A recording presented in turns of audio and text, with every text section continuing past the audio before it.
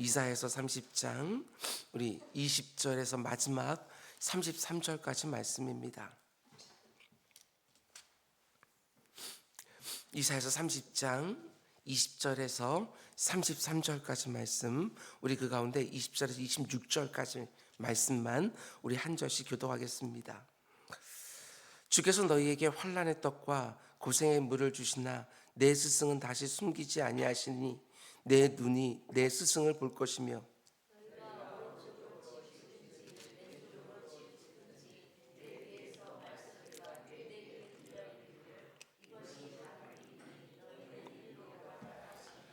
또 너희가 너희 조각한 우상에 입힌 은과 부어 만든 우상에 올린 금을 더럽게 하여 불결한 물건을 던짐같이 던지며 이르기를 나가라 하리라.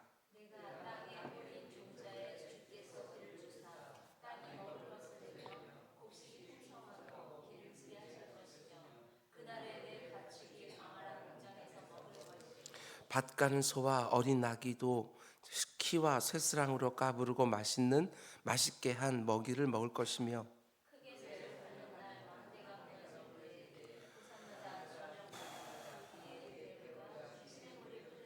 우리 함께 여호와께서 자기 백성의 상처를 싸매시며 그들의 맞은 자리를 고치시는 날에는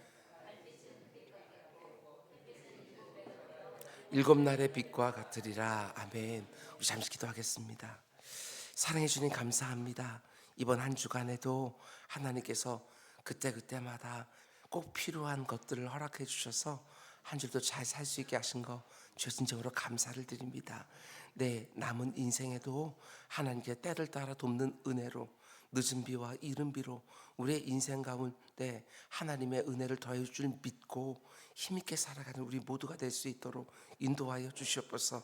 아버지 하나님, 흔들리지 않게 하시고 시험 들지 않게 하시고 실족하여 넘어져서 그 가운데 침체에 빠진 일이 없도록 주님 은혜를 베풀어 주셔서 늘 때를 따라 열매를 맺는 그 푸성한 그 나무처럼 하나님의 은혜 가운데 속에 뿌리를 깊이 내리고 그 가운데 가장 좋은 것을 끌어모아 그 가운데 하나님께서 원하시는 삶을 살아가는 우리 모두가 될 수 있도록 주님 은혜를 베풀어 주시옵소서.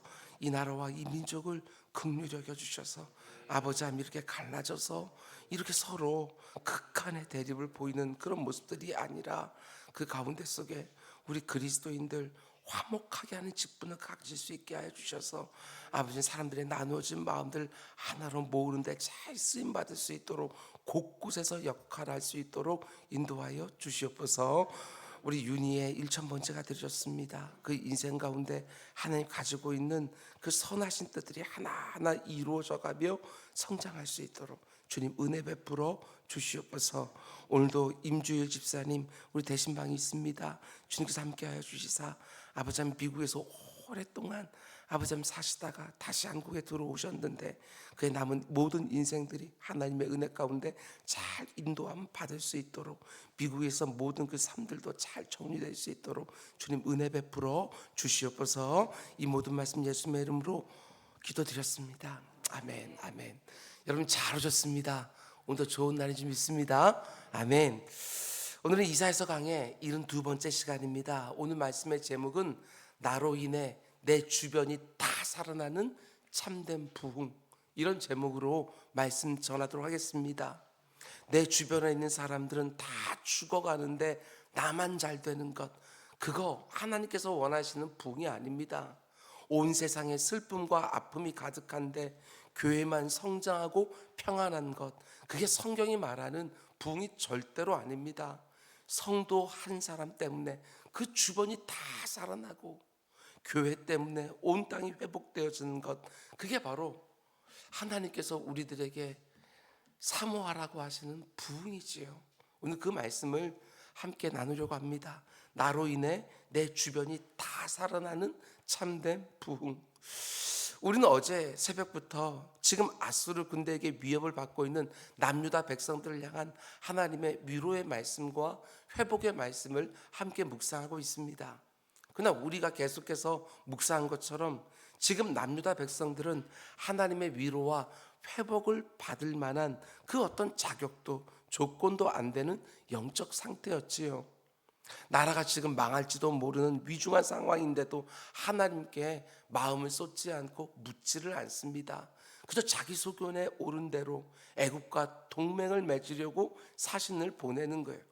하나님의 말씀을 전혀 들으려고도 하지 아니하고, 선지자들이 하나님의 말씀을 대언을 해도 자기들의 완악한 마음을 바꾸려고 하지 않고 어떻게 합니까? 오히려 하나님의 말씀을 바꾸려고 합니다. 자기 마음을 바꾸려고 하는 것이 아니라 하나님의 말씀을 바꾸려 한다. 우리에게 바른 말 하지 마라. 듣기 좋은 말, 부드러운 말 좀 해라. 너무나 패역한 모습만 보이고 있는 것이지요. 그런데도 하나님이 어떻게 하십니까? 자기 백성들이 도와달라고, 살려달라고, 구원해달라고 부르짖기만 하면 신속하게 달려가서 도와주려고, 살려주려고, 구원해주려고 지금 서서 기다리고 계시는 거예요. 그러면서 이런 약속을 해주신 걸 보게 되었습니다. 너희들이 아무리 환난의 떡을 먹고 고생에 물을 마신다 할지라도 네 스승은 감추지 않겠다. 여러분, 스승을 감추지 않겠다는 게 무슨 뜻입니까? 하나님의 말씀은 끊어지지 않게 해주겠다. 아무리 환난의 떡을 먹고 고생의 물을 마실지라도 말씀의 기갈만큼은 오지 않게 해주시겠다고 약속해 주신 거예요. 그때 필요한 말씀은 계속해서 주시겠다. 이 땅을 살아가는 하나님 백성들에게 이것보다 더 귀한 위로와 소망은 없습니다. 하나님의 말씀이 내 귀에 들려오는 것, 이것보다 더 큰 복은 없어요. 어제 새벽에 말씀드린 것처럼 아무리 힘들고 어려워도 하나님의 말씀, 성경 한 구절만 딱 내게 가슴에 심겨져도 그것 가지고 다시 이겨나고 일어나고 모든 것을 감당해낼 수 있는 그런 사람들, 하나님 그런 사람들을 기다리는 것이지요. 하나님이 왜 하나님의 말씀만 있으면 그것이 가장 성도의 큰 복이냐 이렇게 말씀하십니까? 그 말씀이 있으면 그 어떤 상황 속도 낙심하지 않기 때문에 그렇습니다. 하나님의 말씀은 우리 죽은 심령도 소성케 해주는 거예요. 신약 성경을 보게 되었으면 일어나라 하는 그 말씀 한마디에 일어나고, 나오너라 그 말씀 하나에 사람이 나오고, 열리라 그 말 한마디에 눈이 열리게 되어지는 놀라운 역사들 우린 보지 않습니까? 하나님의 말씀은 그렇게 능력이 있는 거예요. 모든 생명이라고는 하나도 없는 것 같은 그 죽음의 골짜기에 하나님의 말씀에 바람이 쑥 불어오니까 그 모든 해골들이 다 일어나서 하나님의 군대가 되어지는 것, 그게 바로 말씀의 능력이지요. 우리도 그 말씀의 능력을 사모하며 이 땅 가운데 살아가는 것입니다. 너희들이 아무리 환난의 떡을 먹고 고생의 물을 마시게 된다 할지라도 내가 말씀은 끊어버리지 않을 터이니, 그러면 너희들이 얼마든지 그 환난도 이겨낼 수 있을 것이고 그 고생도 버티고 견뎌낼 수 있을 것이다. 하나님 지금 말씀해 주시는 것입니다. 여러분, 그런데 하나님 말씀이 임할 때 남유다 백성들에게 구체적으로 어떤 일이 일어나게 될 거라고 말씀하십니까? 오늘 보면 21절 이렇게 말하지요.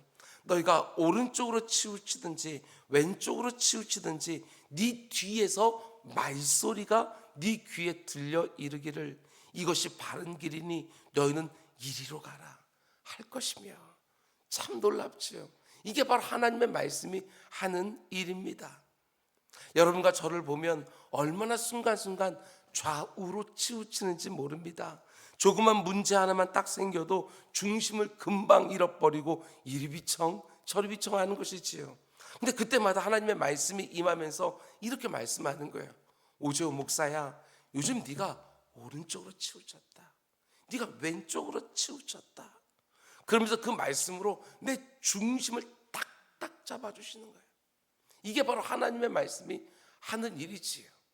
오늘날 얼마나 많은 사람들이 한쪽으로 확 하고 치우쳐 있는지 모릅니다. 발걸음이 흔들리는 경우들이 너무너무 많은 것이지요. 평안할 때는 그래도 중심을 잘 잡는 것 같은데 문제만 생기면 흔들립니다. 치우치지요. 마음이 다급해지고 두려워지니까 엉뚱한 생각들이 막 밀려 들어오면서 중심을 잃어버리는 거예요. 그러나 그 순간에 하나님의 말씀 하나가 내 심령 안에 묵직하게 자리 잡으면서 내 마음을 잡아주기 시작하면 오뚜기처럼 중심을 잡아요. 문제의 실상도 제대로 보이기 시작하고 내가 어떻게 해야 되는지도 보이기 시작하는 거예요. 여러분, 사모하십시오. 하나님의 말씀이 내 발걸음이 치우치지 않도록 내 마음을 딱 붙들어 주는 거예요. 요즘 많이 힘드십니까? 내 심령이 흔들리는 것처럼 느껴집니까? 그 어느 때보다도 말씀을 사모하시기 바랍니다. 그 말씀이 내 중심을 딱 잡아주셔서 내가 가야 될 길로 나를 다시 교정해 주는 거예요. 뿐만 아니라 하나님의 말씀이 임할 때 남유다 백성들이 또 어떻게 될 거라고 말씀하십니까? 22절입니다. 또 너희가 너희 조각한 우상에 입힌 은과 부어 만든 우상에 올린 금을 더럽게 하여 불결한 물건을 던진같이 던지며 이르기를 나가라 하리라. 남유다 백성들에게 영적으로 가장 심각한 문제가 무엇입니까? 우상을 의지하는 것, 가장 심각한 문제였어요. 근데 왜 하나님의 백성들이 우상을 섬기고 우상을 의지하게 되었느냐? 애굽에 갔더니, 아수르에 갔더니, 바벨론에 갔더니 거기에 어마어마하게 거대한 신상들이 있고 너무나도 화려한 제단들이 있는 거예요. 그걸 보고 와서 이들이 어떻게 하느냐?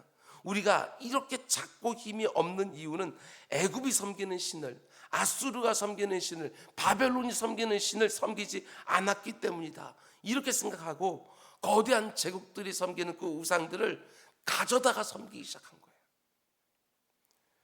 애굽과 아수르가 바벨론이 섬기는 그 우상도 가져오고 풍성한 수확을 거두게 해준다고 하는 그 가나안 땅의 바알과 아세라도 섬기기 시작하고, 그런데 하나님이 정하신 때가 되어지면 하나님의 말씀이 그들에게 풍성하게 임하고 그들이 하나님의 말씀을 마음을 다해서 받게 되는 그날이 오면 어떤 일이 벌어지느냐? 다시는 우상을 섬기지 아니하고 금을 입히고 은을 입혀서 세웠던 우상들을 다 내던지면서 나가라, 이렇게 선포한다는 거예요.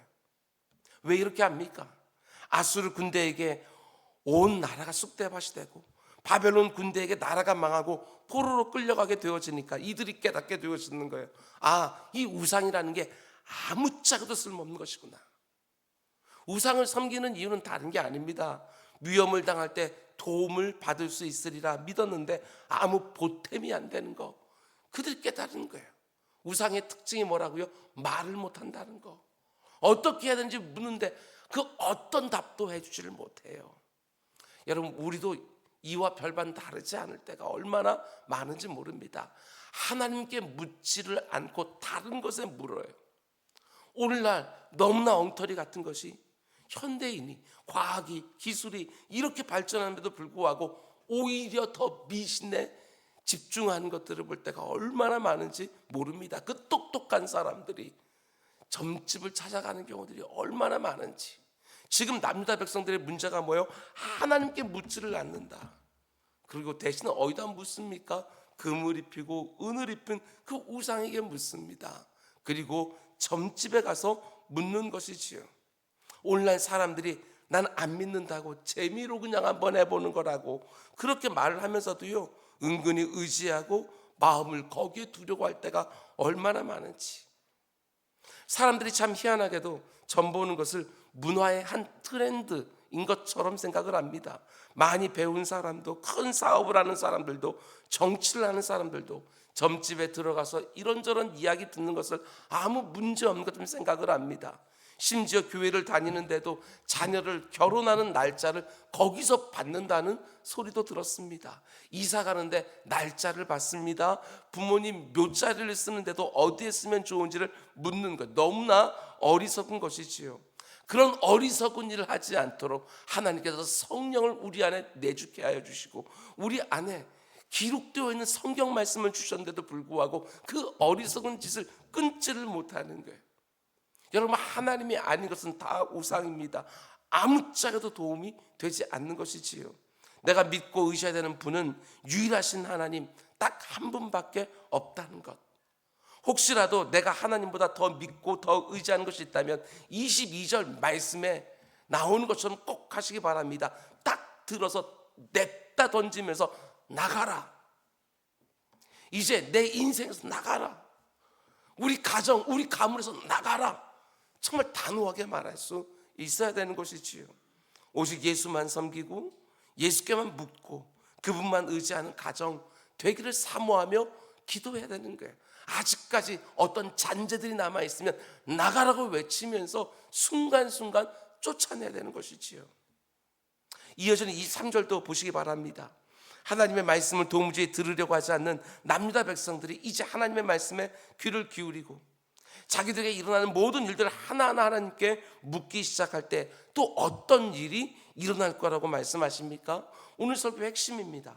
23절, 네가 땅에 뿌린 종자에 주께서 비를 주사 땅이 먹을 것을 내며 곡식이 풍성하고 기름지게 하실 것이며, 내가 땀을 흘려서 땅을 기경을 했어요. 그리고 하나님이 거기에 알맞은 비를 주셨어요. 그래서 어떻게 되어지느냐? 추수할 곡식이 밤마다 풍성한 거예요. 양만 많은 것이 아니라 질까지 좋아요. 기름지게 해준다.